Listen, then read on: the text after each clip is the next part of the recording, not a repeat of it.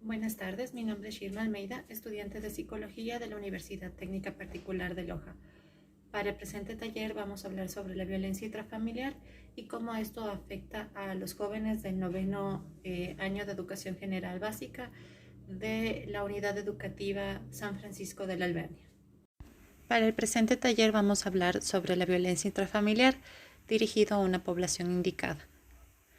El objetivo general es contribuir a la prevención de la problemática de la violencia intrafamiliar en trabajo directo con los jóvenes del noveno año de educación general básica y sus familias de la Unidad Educativa San Francisco de la Albernia desde un enfoque psicoeducativo preventivo.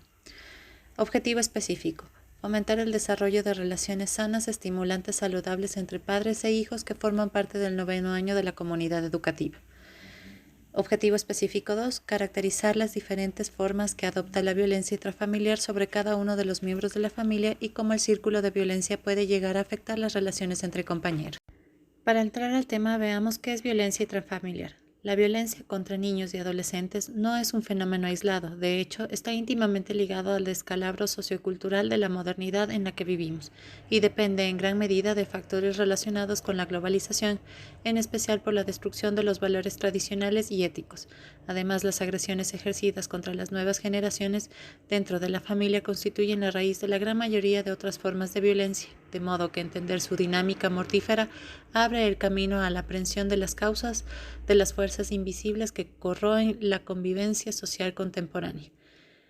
En sí misma, la violencia contra los más jóvenes es una realidad aterradora, y las investigaciones al respecto concuerdan para mostrar que este fenómeno no solo es muy común, sino que parece aumentar en un mundo donde las actuaciones agresivas, tanto en el plano físico como en el sexual, se hacen cada vez más frecuentes. Antecedentes y estadísticas sobre la violencia intrafamiliar en niños, niñas y adolescentes en el Ecuador. Datos según último informe de la DINAPEN, año 2020. Trato negligente o descuido, 55.4%. Maltrato físico, 24.9%. Maltrato psicológico, 19.4%. Maltrato institucional, 0.4%.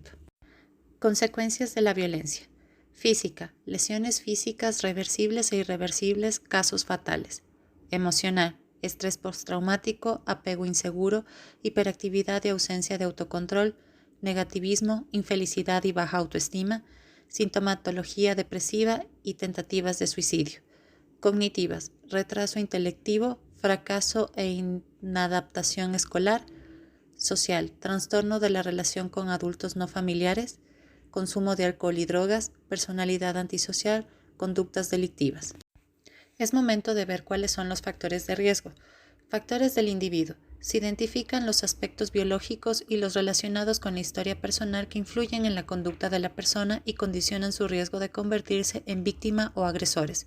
Entre este tipo de variables se distinguen a. Las demográficas, como la edad, la educación y los ingresos. B. Los trastornos psíquicos o de personalidad. C. El uso de alcohol u otras sustancias.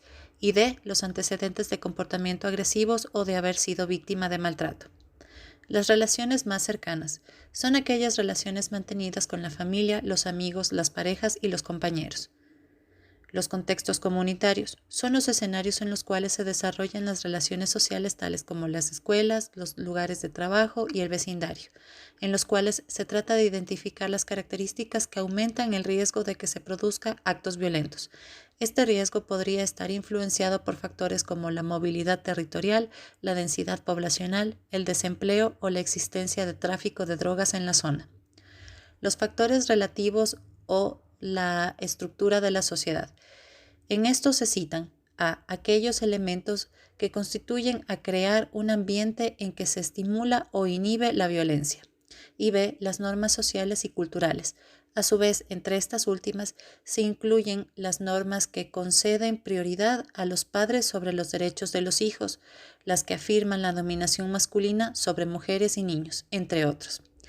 Todos estos factores incrementan la vulnerabilidad de la familia y transforman al conflicto inherente a toda interacción en un factor de riesgo para violencia. Ahora veamos los factores de protección. Educación secundaria completa para los adolescentes es un factor de protección importante. retardar la edad de matrimonio por lo menos hasta los 18 años, normas sociales que promuevan la equidad de género, servicios que articulen respuestas con calidad, servicios judiciales, servicios de seguridad, protección, servicios sociales y servicios médicos, con dotación de personal con conocimiento, capacitación y entrenamiento adecuado, la disponibilidad de espacios seguros o refugios y acceso a grupos de ayuda. A continuación, veamos un microcuento sobre Pablo. Historia, que podría ser tu historia o la mía. Él es Pablo. Vivía en un ambiente hostil. Lo corregían con golpes, gritos, y era testigo del maltrato entre sus padres.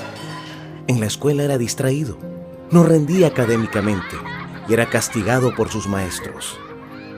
Y él era violento con sus compañeros. Estos actos de violencia hacia los niños y niñas pueden limitar su capacidad de desarrollo cognitivo, que crezcan con miedo, desconfianza, baja autoestima e incremente el riesgo de abuso de alcohol y otras sustancias tóxicas. Pablo ahora es un joven, es inseguro, tiene vicios, no puede conservar un trabajo estable, le cuesta ser responsable, ha perdido a su familia por ser violento. Nuestro país y el mundo está llenos de Pablos. La violencia deteriora el capital humano y social en el mundo, provocando pérdidas en la productividad y los ingresos futuros del país y frenando el desarrollo económico. Esta es la versión de la historia que todos queremos contar. Pablo es respetado como niño. Ve el amor entre sus padres y se siente amado. No lo golpean, lo orientan. Esto hace que en la escuela se sienta más seguro, sea apreciado por sus compañeros y tenga mejores calificaciones.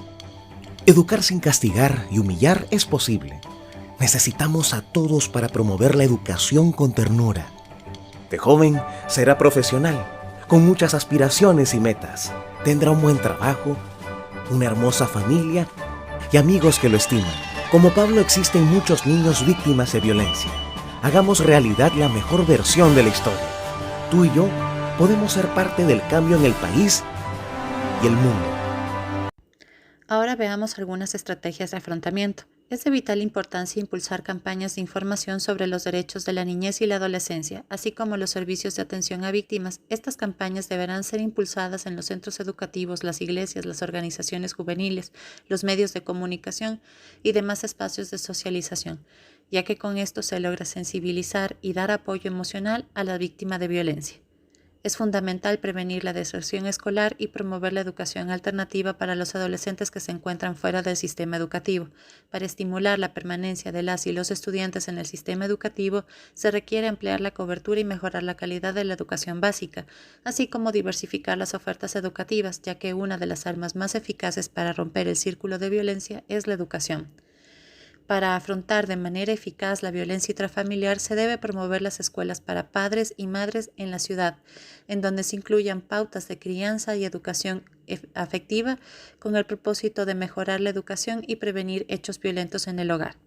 Para finalizar el presente taller, de acuerdo a lo expuesto sobre la violencia intrafamiliar para el desarrollo de este nivel de prevención indicada, el enfoque del mismo ha sido direccionado a la violencia infantil más que a la violencia de género, ya que este nivel de prevención está dirigida a adolescentes. Es de considerar que el discurso de protección al cual los padres y la sociedad exponen a los niños y adolescentes es constantemente utilizado por los adultos para evitar que los jóvenes cumplan con su verdadero rol en la sociedad como sujetos de derecho, como ciudadanos, más la participación activa que tengan los jóvenes les permitirá, sin embargo, colocarse en mejores condiciones para proteger, cuidar de sí mismo y de sus pares, y ser parte del desarrollo de la comunidad.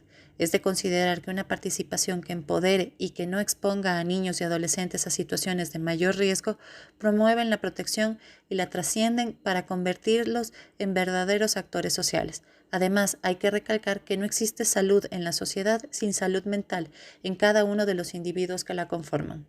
Gracias por su atención.